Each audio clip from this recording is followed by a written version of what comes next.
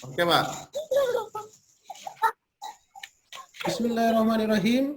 Assalamualaikum warahmatullahi wabarakatuh. Selamat malam, salam sejahtera untuk kita semua. Baiklah, kami pada kesempatan ini akan menyampaikan tugas pengembangan sumber daya manusia dengan dosen pengajar adalah Ibu Dr. Sri Langgeng. Kami dari kelompok 5 yang terdiri dari Bapak Bismar Alrian, Bapak Imron Haryadi, Bapak Julian Perdana, Bapak Nopi Aldi, dan Ibu Rizda Anisyah. Pokok bahasan yang akan kami sampaikan pada materi ini adalah terdiri dari pengembangan SDM, definisi konsep dan tantangan oleh Bapak Bismar, selanjutnya manajemen SDM oleh Bapak Imron, selanjutnya kualitas SDM oleh Bapak Julian, proses seleksi dan rekrutmen oleh saya sendiri, Bapak Nopi Aldi, dan pelatihan dan pengembangan SDM oleh Ibu Rizda. Selanjutnya saya serahkan kepada Bapak Bismar. Silakan, Pak. Baik, terima kasih Pak Nopi Aldi untuk pengembangan SDM, yaitu pengembangan SDM sendiri itu bertujuan untuk kita bisa meningkatkan dari kualitas SDM kita sendiri. Itu kita bisa mulai dari manajemen organisasinya, bisa dari sisi pendidikannya, bisa dari sisi pelatihan, kesehatan, dan teknologi. Dengan harapan, dengan pengembangan SDM ini, ada kenaikan dari produktivitas suatu perusahaan. Untuk pendekatan pengembangan SDM sendiri, kita coba ada 3, yaitu human capital, mutu modal manusia, integrated approach, yaitu panduan terpadu, dan problem solving, yaitu dari sisi pemecahan masalah. Dari mutu modal manusia sendiri itu yang menekankan setiap manusia itu adalah faktor dari produksinya. Dan hasil inputnya adalah untuk meningkatkan dari kualitas si SDA itu sendiri. Manusia juga merupakan salah satu faktor produksi yang sangat penting, mulai dari sisi kebijakan teknologi dan kebijakan dari sumber daya manusianya. Dari sisi teknologi sendiri, yaitu kita bisa lihat dari transfer teknologinya, yaitu dan kedua adalah kebijakan yang dapat mempengaruhi investor asing agar pabrik yang didirikan dapat mudah beradaptasi dan memodifikasi suatu produk. Jadi terlihat perusahaan itu bisa upgrade gitu, bisa modifikasi dan bisa lebih meningkatkan dari sisi teknologinya. Dan dari sisi kebijakan SDM sendiri itu yaitu adanya perubahan dari struktural, termasuk dari pengalokasian dari faktor produksi dan sistem informasinya, organisasinya. Perlu ada kebijakan juga yang dapat membantu proses pengembangan dari sisi pasar dan sisi peluang kerja. Serta perlu ada perumusan dari sebuah kebijakan yang jelas dan dapat untuk meningkatkan dari sisi tenaga kerja, serta dapat menyediakan dari pelatihan kerjanya. Beberapa asumsi mengapa SDM itu perlu ditingkatkan, yaitu pertama adalah SDM yang tidak berkualitas itu tidak dapat menghasilkan output yang optimum. Dan SDM yang tidak berkualitas juga menekan pertumbuhan, serta selain tidak menyumbang dari peningkatan produksi, dia juga bisa untuk memakan produksi dari orang lain. Jadi kayak benalunya orang lain, sehingga akibatnya apa ya, produktivitas dari sebuah perusahaan akan menjadi berkurang. Kelemahan dari sisi pendekatan human capital menurut si Weller tahun 1984 adalah alokasi anggaran ekspenditur pelayanan publik untuk sektor sosial tidak akan dapat berjalan dengan sendiri. Perlu diikuti dengan restructuring sistem pelayanan yang ada agar dapat meningkatkan efisiensi sehingga tepat sasaran sesuai dengan target yang diinginkan. Dalam peningkatan pendidikan masyarakat pedesaan telah diikuti dengan meningkatnya pengangguran terbuka dan migrasi desa dari desa ke kota, serta peningkatan pelayanan kesehatan itu hanya dinikmati oleh yang berpenghasilan tinggi. Itulah yang menjadi kelemahan-kelemahan dari pendekatan human capital. Dari pendekatan terpadu yaitu perencanaan SDM mencakup perencanaan dan pengendalian jumlah modal manusia, pengembangan dan pemanfaatannya. Itu dipengaruhi oleh faktor pertumbuhan ekonomi dan teknologi. Secara umum, pengembangan sumber daya manusia terpadu itu memperhatikan tidak hanya dari penduduknya, tidak hanya dari angkatan kerjanya, tapi kualitas dari setiap jumlah penduduk tadi, kualitas dari angkatan kerja tadi, itu bisa berkembang, itu bisa mengembangkan suatu produktivitas atau tidak. Sehingga perlu dibutuhkan adanya disiplin dari kita mengembangkan sumber daya manusia tadi. Pendekatan pemecahan masalah, itu problem solving. Dari manusia itu ya adalah pelaku dan pelaksana pembangunan, manusia itu juga harus bisa memecahkan masalah dari sebuah pembangunan atau dari suatu perusahaan, serta bisa mengembangkan dari sisi masalah tadi, bisa menyelesaikan problema-problema yang ada di setiap perusahaan atau pembangunan. Mungkin itu saja dari penjelasan dari pendekatan pewacalahan. Saya serahkan kembali ke Pak Imron untuk manajemen SDM-nya. Baik, terima kasih Bang Bismar. Selanjutnya, manajemen sumber daya manusia.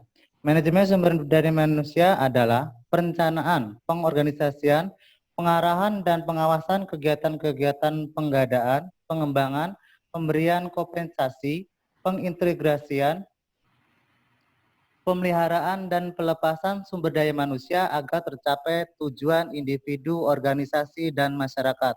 Nah, untuk mencapai tujuan organisasi dan masyarakat, dilakukanlah pendekatan dalam manajemen sumber daya manusia. Pendekatan dalam manajemen sumber daya manusia antara lain pendekatan SDM, bertitik tolak pada kepentingan hidup dan martabat manusia, pendekatan manajerial, tanggung jawab manajer dan atasan, pendekatan sistem, manajemen sumber daya manusia merupakan subsistem dari organisasi. Pendekatan proaktif, artinya adanya antisipasi terhadap permasalahan yang akan muncul.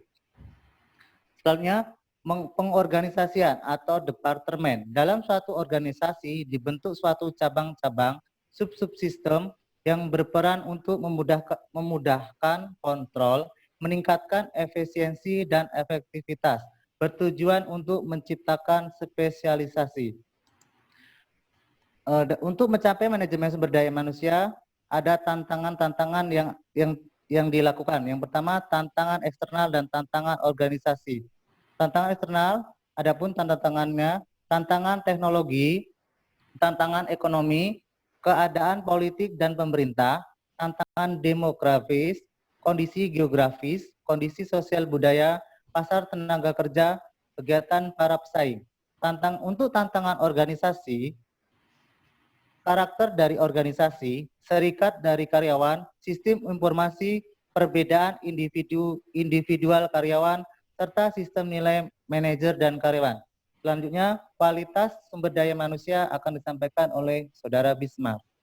Saudara Julian.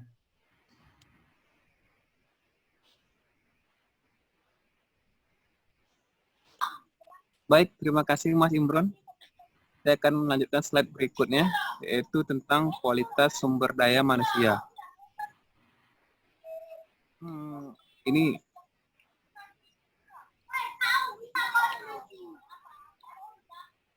oke, yang pertama, boleh Bang Bismar?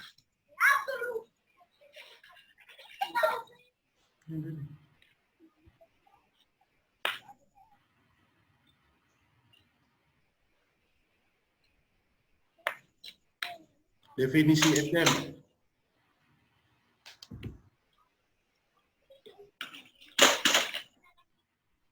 Oke, yang pertama definisi SDM, yaitu manusia yang hidup bergantung dan dipengaruhi oleh lingkungan dan berhak diperlakukan secara adil oleh lingkungannya.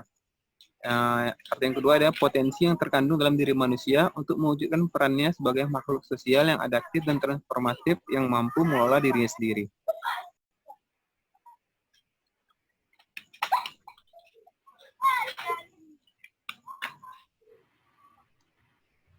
Oke, next.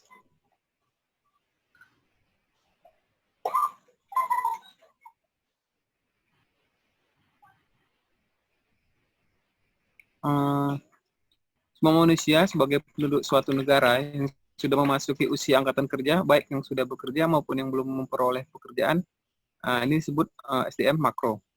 Sedangkan SDM mikro adalah manusia yang bekerja atau menjadi anggota suatu organisasi yang disebut personil, pegawai, karyawan, pekerja, dan lain sebagainya.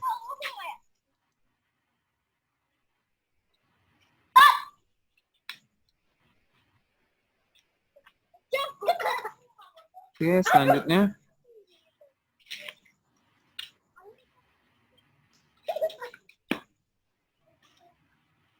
Ini adalah SDM. Kenapa sumber daya manusia di Indonesia itu rendah? Yang ada dua faktor dari itu, yaitu yang pertama faktor internal. Faktor internal itu terdiri dari sikap mental, etos kerja rendah, kejujuran yang kurang, dan profesionalismenya atau keahlian dari seorang SDM tersebut. Yang kedua adalah faktor eksternalnya.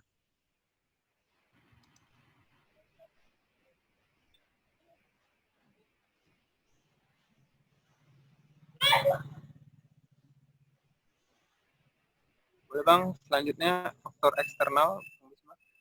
Ini beberapa poin tentang faktor eksternal dari sumber daya manusia itu. Yang pertama, dari sistem pendidikan pelatihan belum berkembang dengan baik. Kedua, pengembangan karir di tempat kerja belum berjalan dengan baik. Yang ketiga, keterbatasan dana dan pusat pelatihan. Yang terakhir, sistem pembinaan sumber daya manusia belum berjalan dengan baik.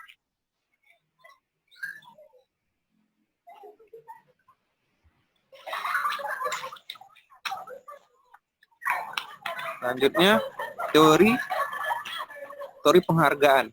Yang pertama dari McClellan, yaitu kegagalan pembangunan sebuah masyarakat disebabkan karena warga masyarakat tidak memiliki motivasi untuk berprestasi.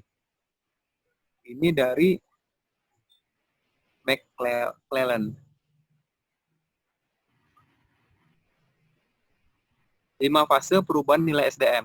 Yang pertama adalah fase sebagai budak, yang kedua adalah sebagai beban, yang ketiga sebagai potensi, yang keempat sebagai sumber daya yang nyata, dan terakhir sebagai sumber daya yang unggul.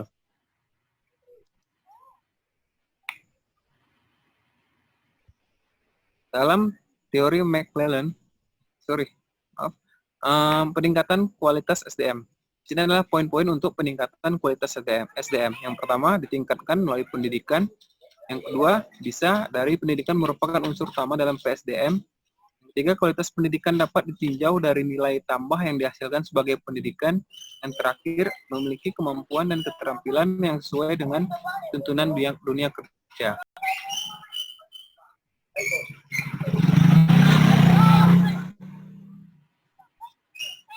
Oke, next.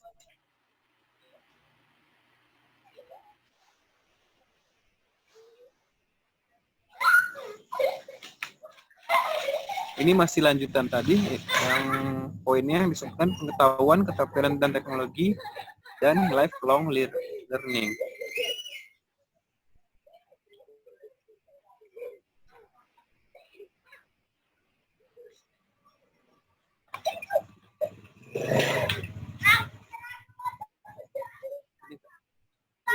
Poin selanjutnya ada di era globalisasi dan era otonomi daerah. Jadi ada dua fase tentang peningkatan kualitas SDM. Yang pertama di era globalisasi dan otonomi daerah. Next, slide selanjutnya.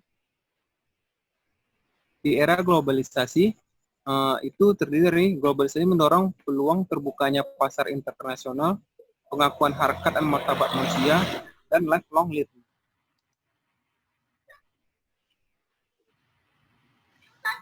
Untuk slide selanjutnya akan dijelaskan oleh Pak Nopialdi. Pada Pak Nopialdi saya persilahkan.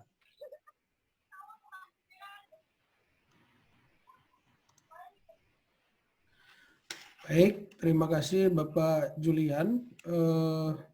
Masih di slide 31 ya.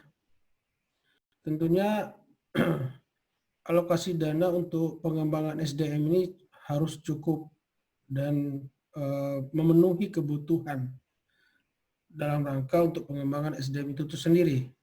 Selanjutnya, peningkatan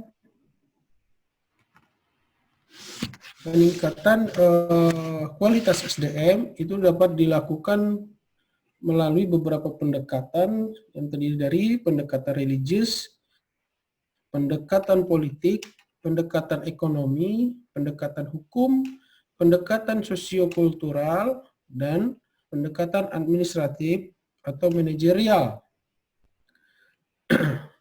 Lanjutnya, dalam pemenuhan SDM itu sendiri, tentu adanya perekrutan dan proses seleksi. Rekrutmen dan proses seleksi termasuk fungsi-fungsi dari MSDM yang mempunyai peranan strategis dalam mempersiapkan dan menyediakan sumber daya manusia yang sesuai dengan kebutuhan pekerjaan, sebagaimana ditetapkan dalam analisis pekerjaan khususnya, deskripsi dan spesifikasi.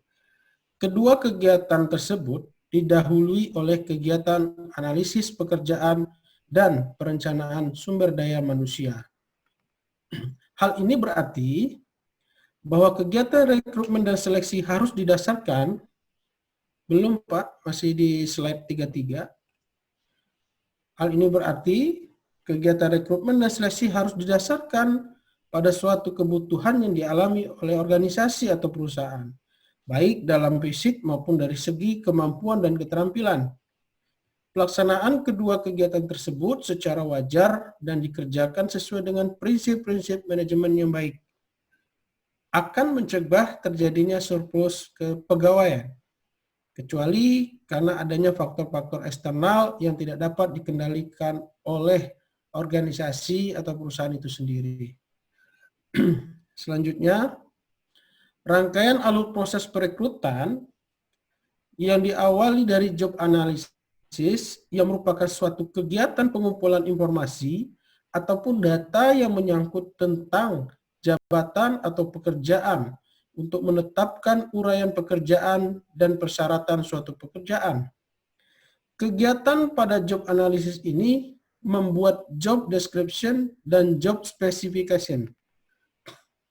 Job description itu sendiri adalah uraian yang menggambarkan bagaimana pekerjaan atau jabatan seseorang yang menjalani, bagaimana wewenangnya,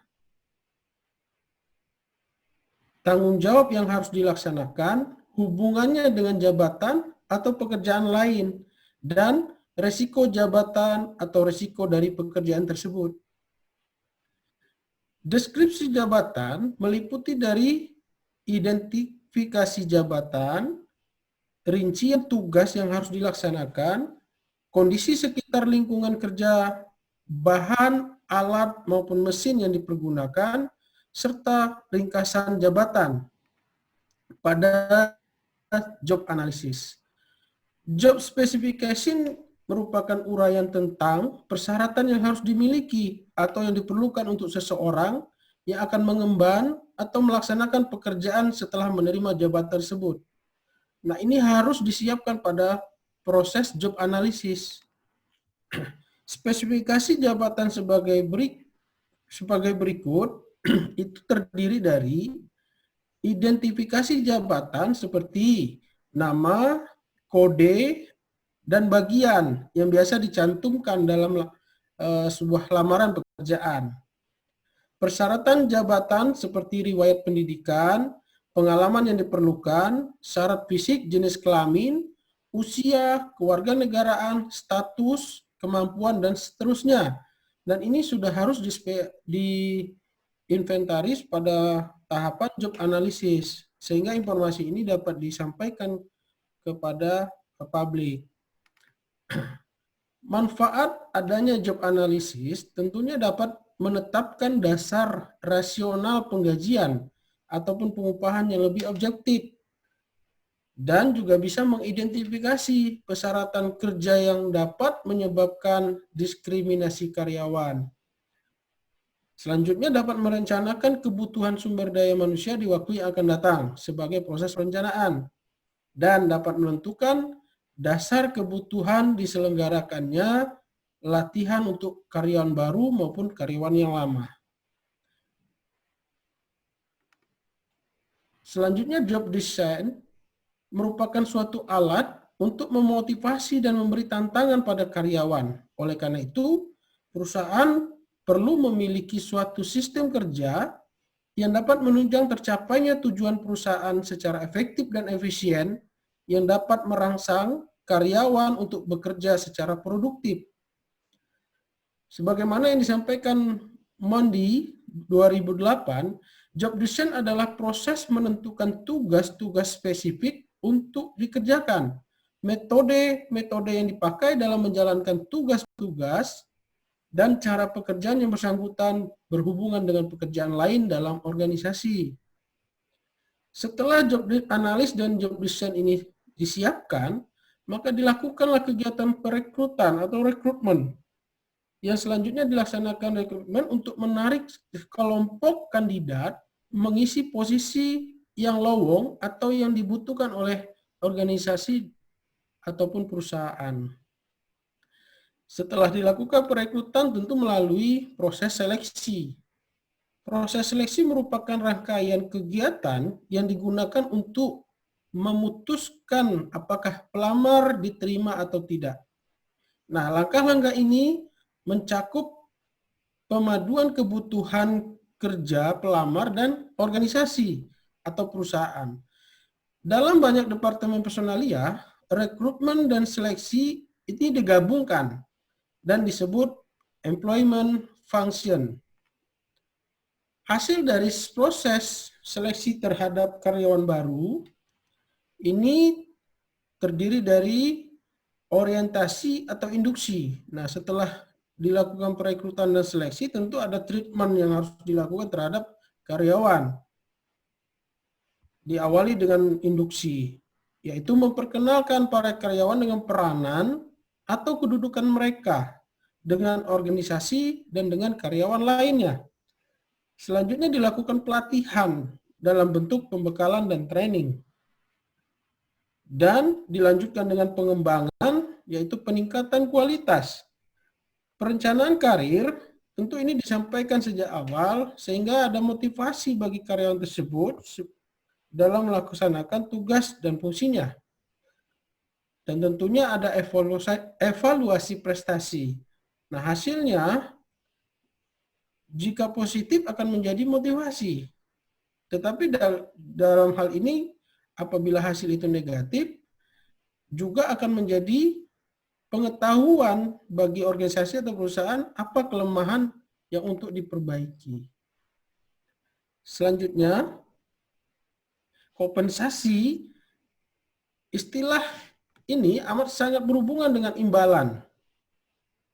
Imbalan secara finansial yang diberikan kepada seseorang atas dasar hubungan pekerjaan.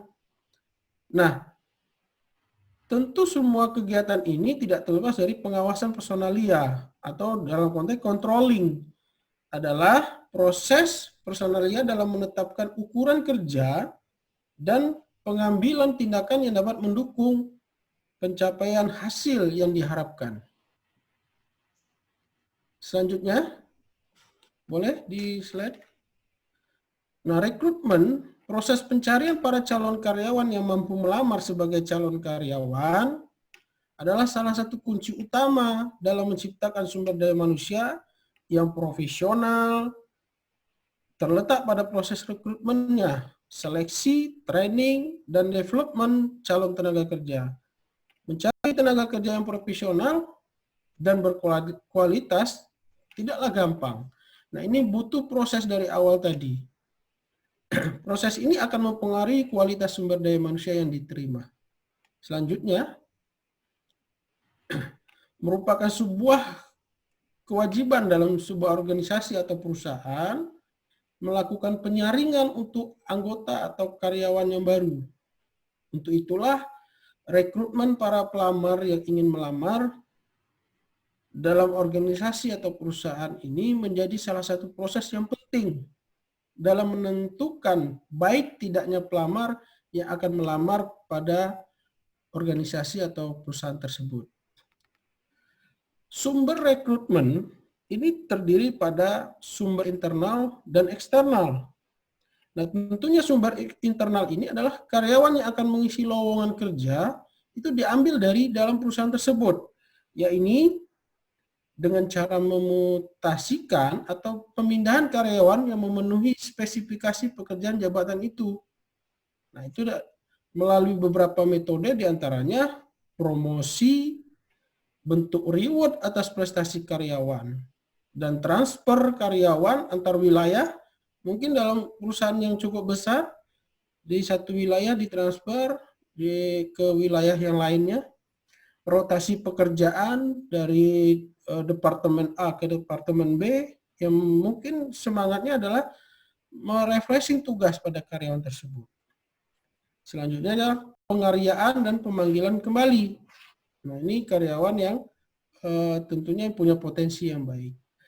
Dan sumber eksternal adalah rekrutmen perusahaan yang berasal dari luar lingkungan perusahaan melalui beberapa cara. Di antaranya program referral karyawan dengan menggunakan karyawan lama sebagai media pencarian tenaga kerja. Nah, karyawan lama akan memberikan rekomendasi pada perusahaan terkait tenaga kerja yang dikenalnya. 10 menit lagi. Juga dilakukan walk-in employment atau perekrutan langsung dengan melalui interview. Dan juga melalui biro tenaga kerja pihak lain dalam pemenuhan karyawan yang sesuai dengan kebutuhan. Juga bisa difokuskan pada sekolah yang targetnya adalah fresh graduate atau baru yang lulus. Selanjutnya, metode rekrutmen. Nah, metode rekrutmen ini terdiri pada metode internal yang di dalamnya ada job posting. Tentunya informasi pekerjaan tersebut harus disampaikan. Begitu juga daftar keterampilannya, klasifikasi apa, bagaimana yang dibutuhkan. Nah, ini harus disampaikan.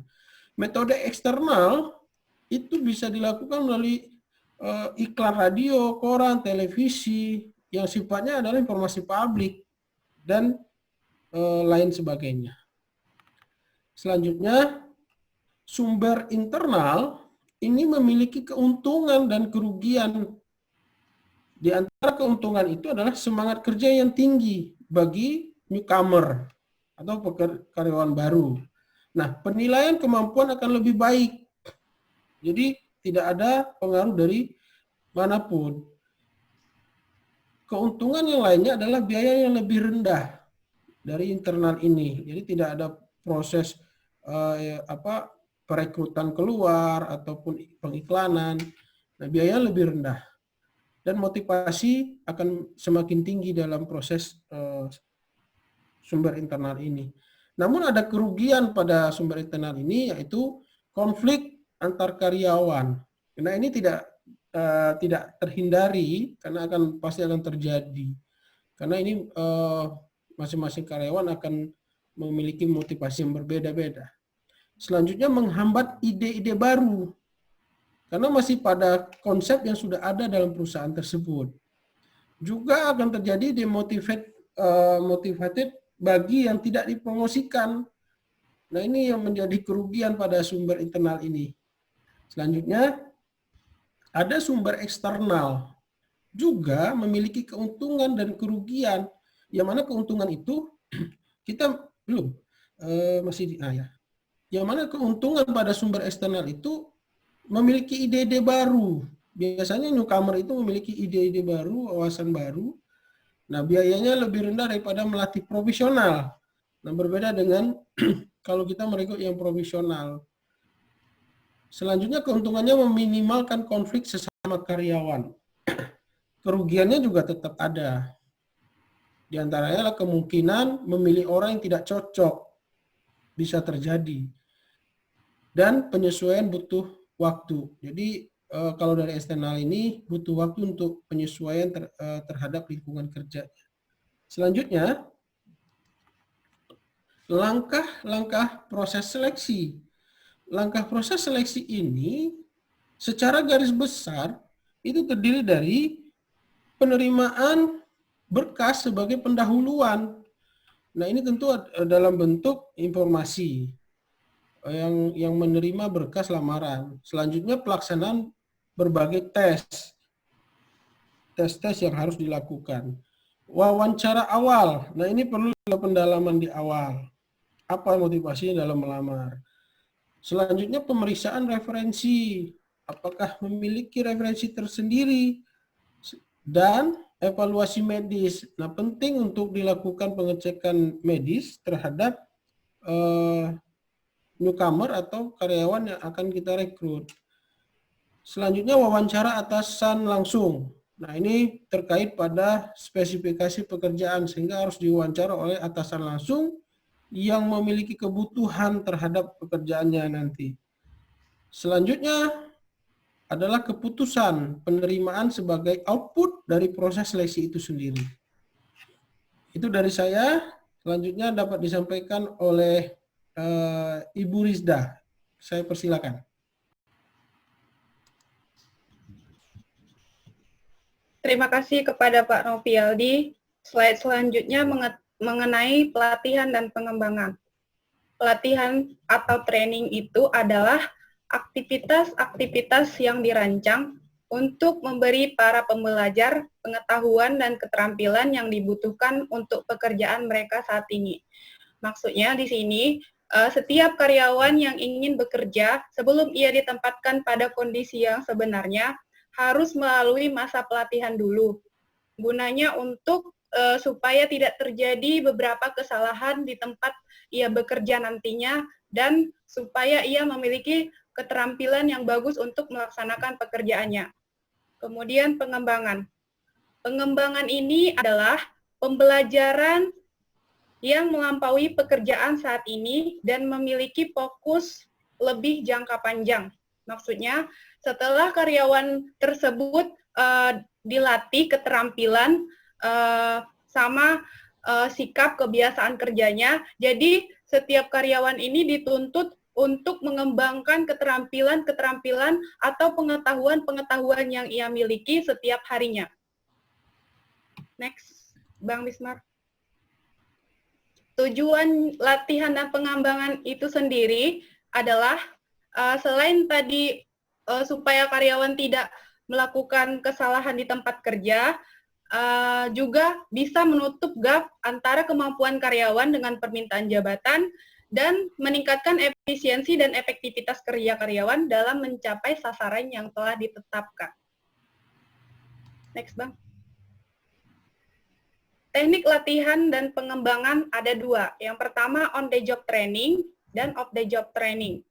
On the job training maksudnya setiap pekerja atau para pekerja itu ditempatkan pada kondisi tempat kerja yang sebenarnya tetapi masih berada di bawah bimbingan dan pengarahan oleh pegawai yang berpengalaman seperti leader dan supervisor dan sebagainya. Di dalam on the job training ini terdapat rotasi jabatan, latihan instruksi pekerjaan, magang, coaching, dan penugasan sementara.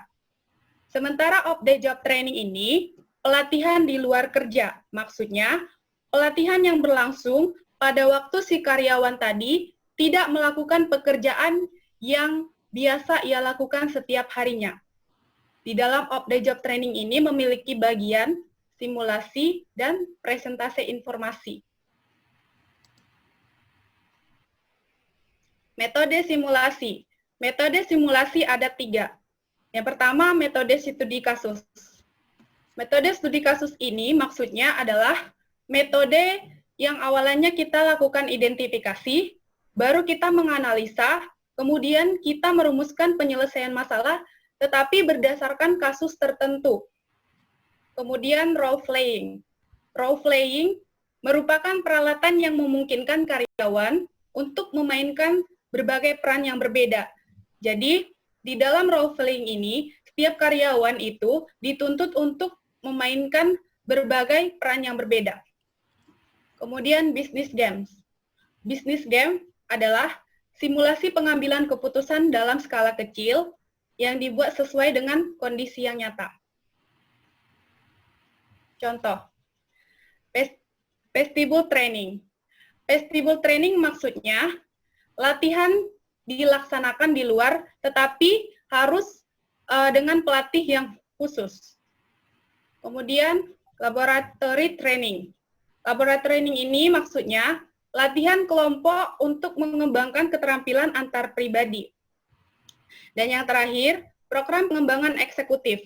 Di dalam program pengembangan eksekutif ini adalah program yang hanya diselenggarakan di universitas atau lembaga pendidikan. Sekian penjelasan dari saya kembalikan kepada Pak Nopialdi selaku moderator. Terima kasih. Baik, terima kasih Bu Risda. Demikian dan terima kasih hormat kami kelompok 5. Selamat beraktivitas, jaga kesehatan, utamakan protokol kesehatan. Salam pandemi COVID-19. Assalamualaikum warahmatullahi wabarakatuh. Terima kasih banyak, Pak.